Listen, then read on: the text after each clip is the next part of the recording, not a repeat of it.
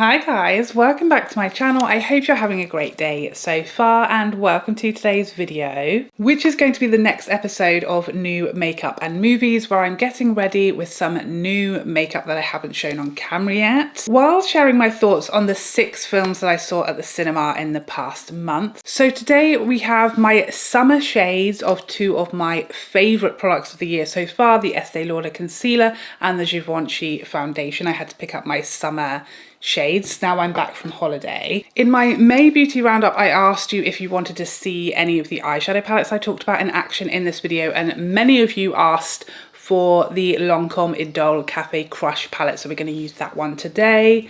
I also have the Too Faced Ribbon Lash Mascara. Now that it is a good few weeks old, we can see how it's still doing. I've got the latest reformulation of the Chanel Cream Bronzer today. I also have one of the new Prada Highlighters and one of the new Dior blushes, along with some of the Dior lip balms, these jangly little numbers. So if you want to see all of these products in action on my face, this one right here, along with my film reviews, then keep watching. Okay, so kicking us off, the first film I saw in May was Thunderbolts. If you know me, this is not my kind of film. I'd say like Marvel, superhero, that genre of film in general is not my cup of tea. I would never go like out of my way to see a superhero film. It's just not my favourite, but I had nothing else to do.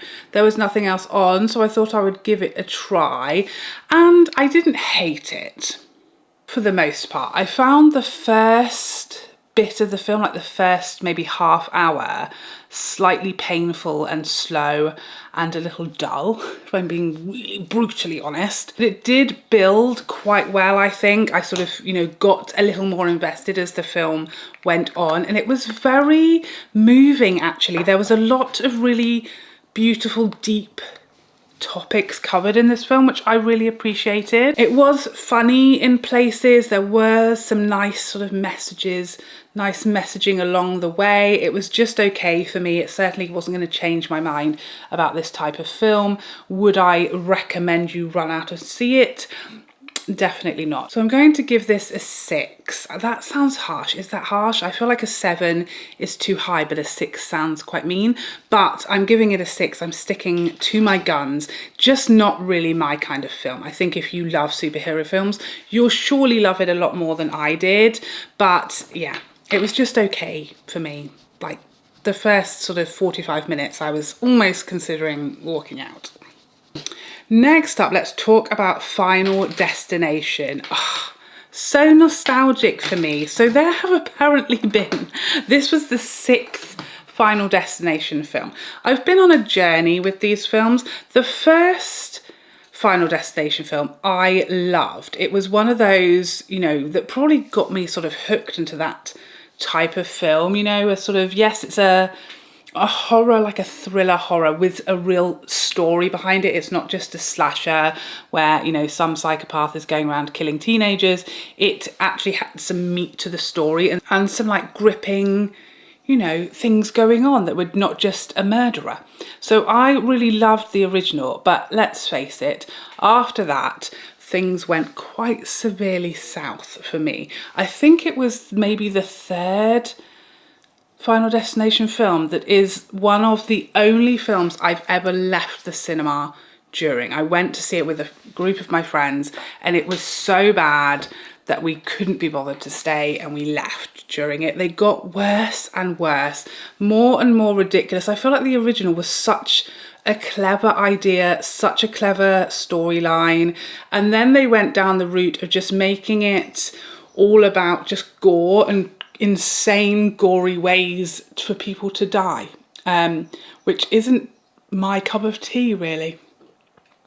I don't find that particularly entertaining. So I feel like they got worse and worse and strayed further and further away from like the heart of the original quite clever story. So I was very unsure about bothering with this one. I had seen a trailer for it, and it did look from the trailer that it was going to be more along the lines of like Final Destination 3 and 4 than it was the original #1. However, I was so pleasantly surprised by this. It was so much better than I was expecting, much more in line with the original than like the later, we're grasping at straws now versions. Actually really funny in places, really nice storyline, really entertaining in lots of ways. And yes, you know, it is a Final Destination film, so it is gory, but it wasn't in like such a ridiculous, over the top, just stupid way that some of the previous films went down the road of. Actually had, you know, a really nice meaty storyline with lots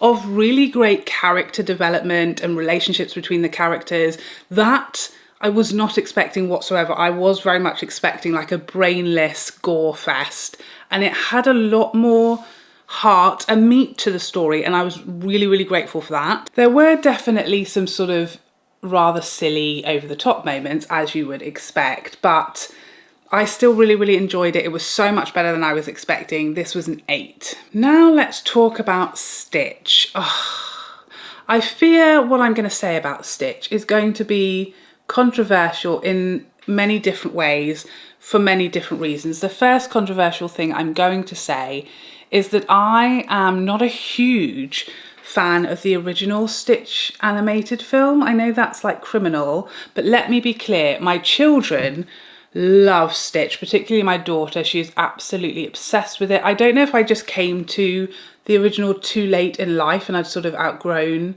it a little bit, but it certainly wasn't one of my favourite Disney animated films, let's say that. So I was always going to see this, especially because my daughter would obviously always want to see this, but I wasn't necessarily excited until I got a trailer for this. I can't remember what I was watching when I saw my first like full trailer for the Stitch film, and this got me excited because it was just, I can't remember if it was just particularly funny, the trailer, but I thought this is going to be better than I'm expecting it to be. We went to see this on my husband's birthday, so we had like an after school treat for the children and went to see this for my husband's birthday, and oh my god, it's perfect. I loved it so much. It's absolutely epic. This was just, it hit all of the right spots.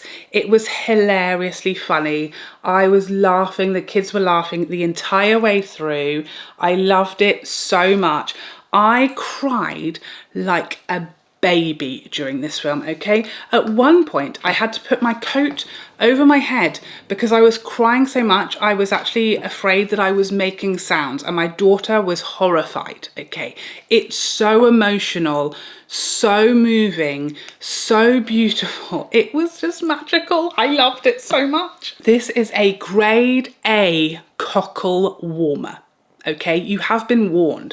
I posted about this when I first watched it, saying I'm actually dehydrated from the number of tears that I cried. And some of you were like, what, you cried watching Stitch? Let me tell you, be prepared, okay? Be prepared. You think you're prepared, especially if you've watched the original and you think, oh, I know what this is about. I know what the sad bits are. No, you don't. You're not ready, okay? Take tissues, take hydration, be prepared, wear waterproof mascara or no makeup whatsoever, because by the end of it, it will be in your lap, as will your emotions. This was a straight 10 out of 10. Hilarious, cockle warming, moving, beautiful, music on point. I loved everything about it. 10 out of 10.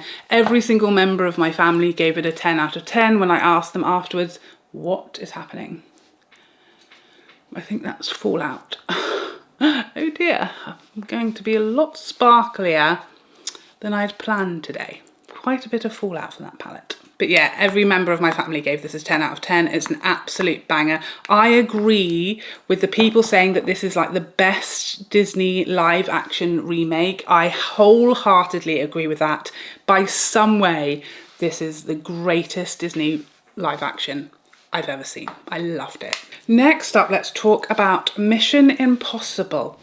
Now, I have to confess to something. I feel like I've got a lot of unpopular opinions. I'm going to be an unpopular lady today, just for a change. But I'm not a huge Mission Impossible person. You know, it falls into that sort of action genre that is not really my cup of tea.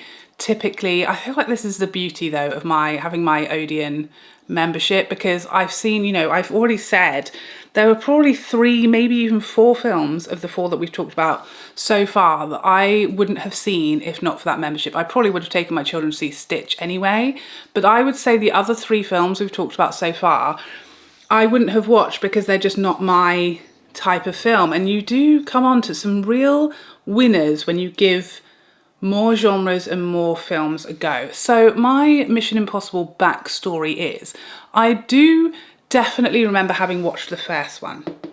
After that, I'm not 100% confident that I've properly watched any of the others. Certainly not at the cinema.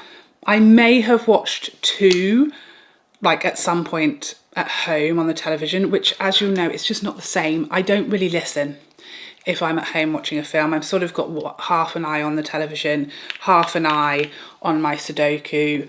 You see what I'm saying? I don't fully engage the brain as much as I do when I'm at the cinema, in my seat, eating my nachos. So I do know, you know, that it's about Tom Cruise. It's basically a Tom Cruise documentary, and it's essentially an excuse for Tom Cruise to just partake in insane stunts, as far as I can tell.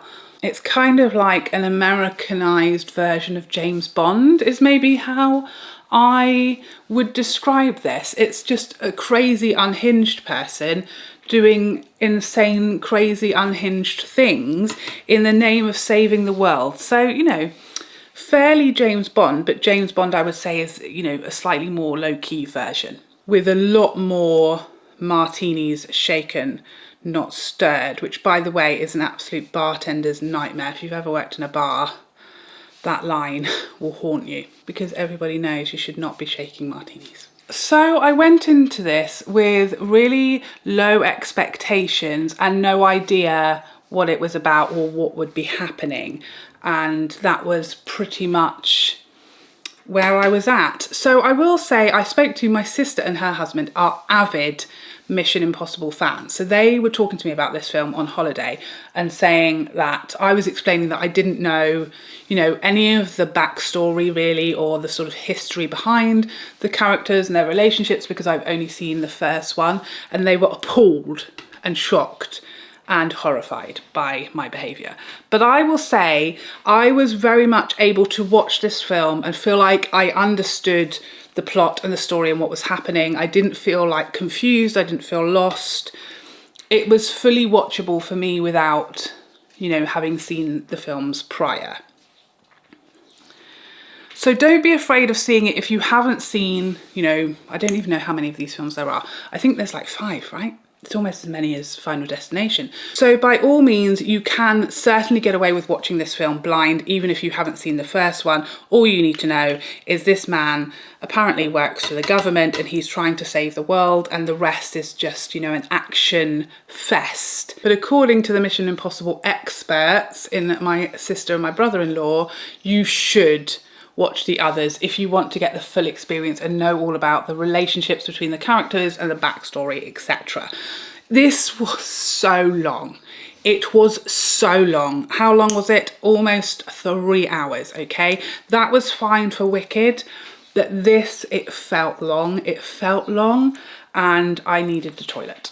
It was fairly entertaining, but I don't love the total and utter implausibility of some of it. That sort of like is distracting for me. It almost becomes like funny and not in a good way. Like, this is ridiculous. So I'm going to give you a slight spoiler. If you don't want a single bit of information about this film, skip ahead a couple of minutes, okay?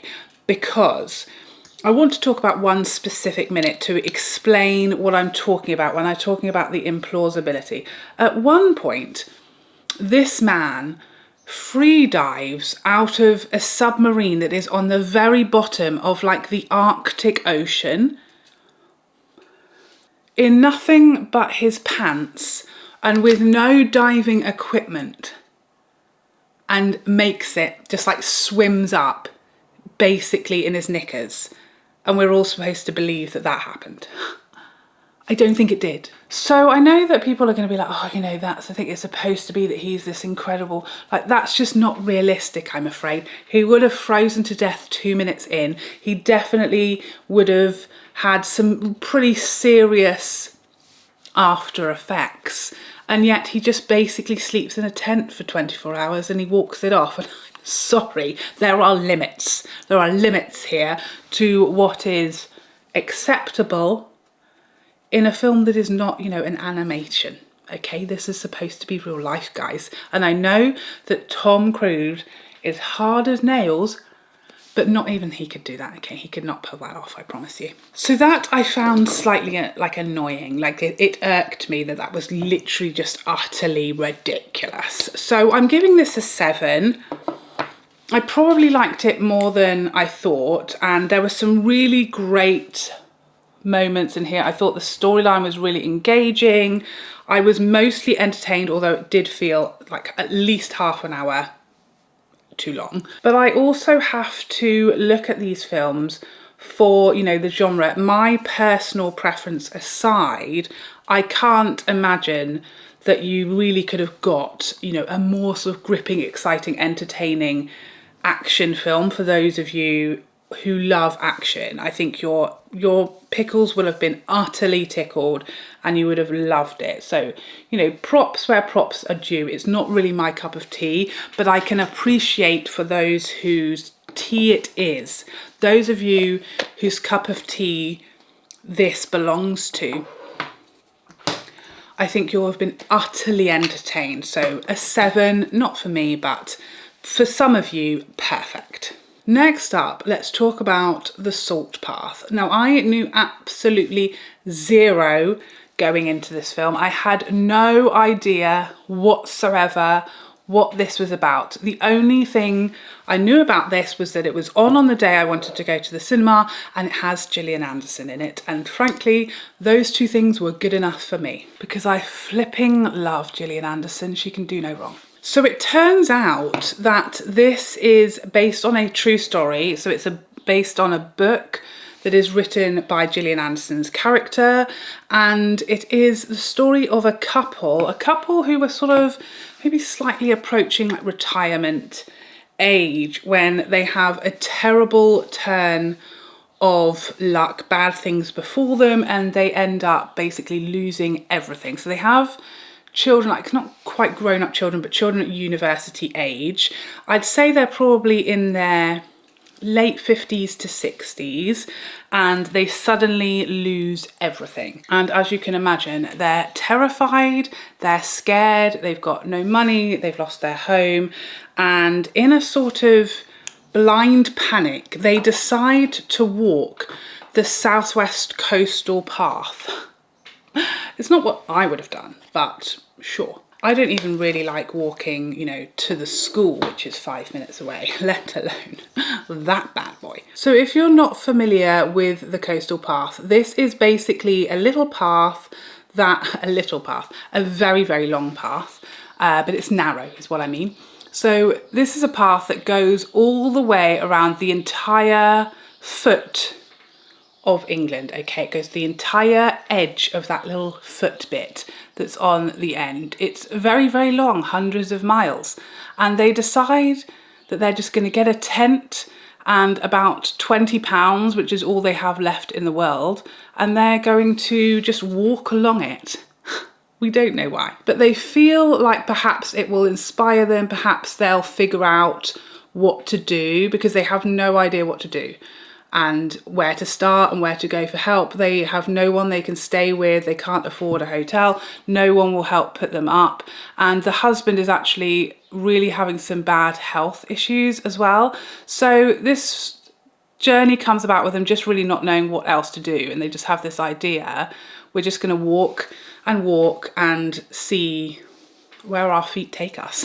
So when I went to see this, the entire cinema was packed. The whole screen was pretty much full. And I'd say I brought down the average age of those in attendance by a good 20 years. Okay, this is definitely appears to be targeted at a older generation than mine, and I don't know what to say.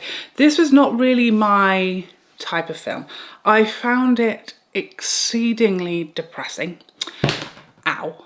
Quite dull in places. Certainly very just mood hoovering. If I'd been in a good mood when I entered that screen, I certainly wouldn't have been when I left it. It was quite, not dark, but just like soul-sucking, depressing, and not in a like really moving, motivating way, in a sort of like dull way. So I'm really not selling this to you, and I don't intend to. I didn't like this. It felt like a slog. It felt very slow. It picked up a little bit as time went on and it was moving in places. Towards the end, I did feel slightly inspired just by like humans' ability to cope with adversity and just the darkest of times, and just the resilience, particularly, I mean, of both of these people, but particularly of the woman, of Gillian Anderson's character, because they were both, you know, dealing with this terrible, awful situation that they had found themselves in, but also she was like supporting her husband as well, and sort of carrying him almost like quite literally in places through this. So that was certainly inspiring for sure, but I did find it a little dull, a little lackluster, and quite depressing. So yeah, I can't say I loved it. I'm giving this a 6. It was thought-provoking, but just too doom and gloomy, with not enough like oomph for me. But I did enjoy seeing a lot of the beautiful scenery of the areas where I live and where I grew up, so that was something. And then finally, Dangerous Animals. So this I saw yesterday. This is a horror film, so much more up my street than some of the other films we've spoken about today. I don't know how much of this I want to like spoil for you or explain, but I think if you've seen the trailer, you know, like I always say, if it's in the trailer, it's not a spoiler. So this, on its surface, appears to be like a shark horror film, but it's actually much more about a psychopath with a like sprinkling of sharks on top. I loved this. This contained 3 of my favorite things. 1, a horror film. 2, sharks. I love a shark film. Jaws was one of my like first sort of scary films that I ever saw as a child. Definitely played a hand in getting me into the genre. And 3, Aussies. I love Australian horror films. I mean, I love Aussies anyway, regardless of film or real life. But an Australian horror film often are so good. I love them. I hate British horror films. I know that's really unpatriotic of me, but I typically don't like British horror. But Australian horror I absolutely love, and this was no exception. I really enjoyed it. There was really good twists.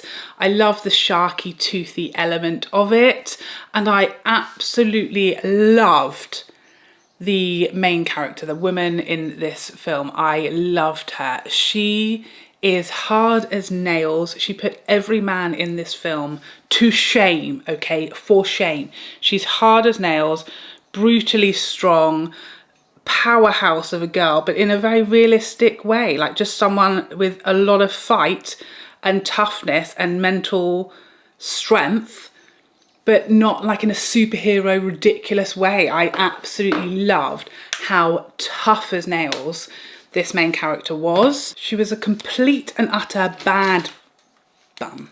Toffee first. It wasn't super horrifyingly gory as you would think, given it, you know, had contained sharks and other problems, which I appreciate. And I think there was one quite gory scene. So this is the Toffee shade.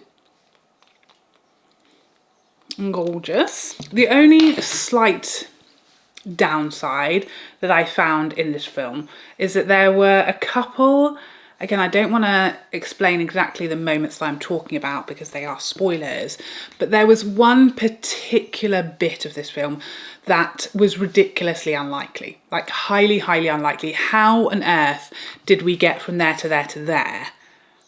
It just wouldn't have happened. It was just, yeah, you didn't explain that well enough for me. This is the Lychee shade. Very, very pretty for summer. So this film is an 8 for me. I really enjoyed it. Loved the different elements. Loved the character development. Slight bits that didn't add up. Solid 8. Okay, let's talk about this makeup. You know I adore this foundation, and I knew that I had a good winter shade, but I also now have a perfect summer shade. This is 4N and it's perfect. I love the undertones of this Givenchy foundation. Perfect for me. And I have 3W in the Estee Lauder concealer. Also just the perfect amount of brightening without it being too bright under my eyes. Love it. The Chanel cream bronzer I'm loving. Still, I've been using this, you know, since I reviewed it a couple of weeks now. Really enjoying it. Find it so natural. Still works for my more tan skin tone, which means it's really nice and versatile and buildable, which I love. This Prada highlighter is stunning. I love it so much. It's so beautiful. It's seamless. You know, not a hint of like sparkle or glitter. It's just absolutely just light, so pretty, so flattering. I love it. I can really build it up and get as much glow as I want. I'm quite glowy today, but you can absolutely just get a barely there bit of glow at the same time. I think it's stunning. I love the packaging. Immediately in my top drawer, one of my favorite highlighters that I have tried recently.